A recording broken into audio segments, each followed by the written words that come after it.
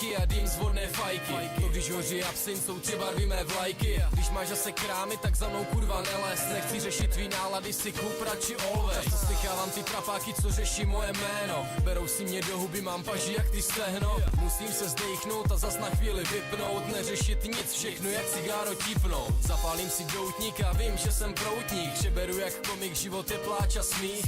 Vidím parky babičky, obsazený lavičky. Vytáhnu cigo z krabičky, sleduju cvičený opičky. Hasím, co mě nepálí, neřeším to, co nechci. Že sleduju zpovzdálí a hledím si svých věcí. To, co pro mě nehoří, můžu s lidem odložit. Vyvalím se na záda, tak jak borvaň na pláži. Piju whisky s ledem a všechno beru s nadhledem. Spávat chodím s opicí a ráno stávám s kohoutem. A ten, kdo mě zná, ví, že před polednem nevstávám. Cítím se jak za mladé a pátek sobotu dospávám. Neber život tak vážně, musí se někdy povznést. Čas je nejlepší lék, vylečí trpkou bolest. A když polikám hořkost, tak jen starobrno médium. Dám si 7 kousků, ale po druhým se vychčiju. V hlavě mám zas okno, problémy nechám odplout. Zase vidím dvojmo, cítím nekonečný prostor. Žiju jenom jednou a tak si to musím užít. Život je nekrátký, můžeš ho žít nebo prožít.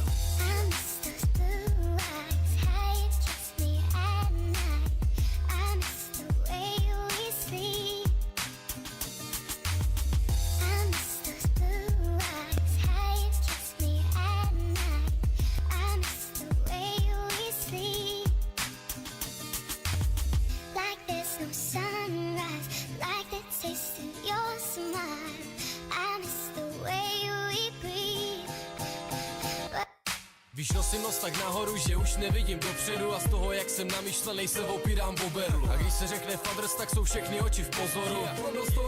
Připadám si jako v bulváru. Mám tak velký ego, že si nedokážu kleknout. A další takový fámy se přenáší tichou poštou. Lidi ukazují prstem, když mě potkávají v buse. Vážně nejsem zlatý prsten, mám srdce na správném místě. Taky nemám nudný život, nemusím se starat o druhý. Zvykl jsem si na to, že lidi, co neví, nepoví. Je to vážně záměr žvíkat mý jméno v tvý plamě. Vaše huby jsou furt hladový a nemají jiný námět. Piči vaše řeči a každýho, kdo mě řeší. Sám se umím nejlíp přečíst, i když stěny mají uši. Kdybych měl řešit pomluvy a každodenní závis, tak bych asi musel ten svůj malej krámek hnedka zavřít. Všichni mají ostrý prsty, málo kdo má ostrý jazyk. Někdy mě vážně dostávají ty virtuální vzkazy. Založ si účet na YouTube, abys mi napsal koment. Sorry, mávnu nad tím rukou, i když si připadáš vtipnej. Kdyby mě mělo rozhodit to, co mi hážou pod nohy, musel bych z toho porodit a rap pověsit na hřebí. Často musím být nad věcí, když mě chcou lidi přesvědčit o tom, co je pro mě a můj život vlastně nejlepší. Mám okruh svých lidí, se kterýma život sdílím, i co mě dokážou podržet i v těch nejhorších chvílích. A těm jsem vděčnej za to, že mě berou jaký jsem.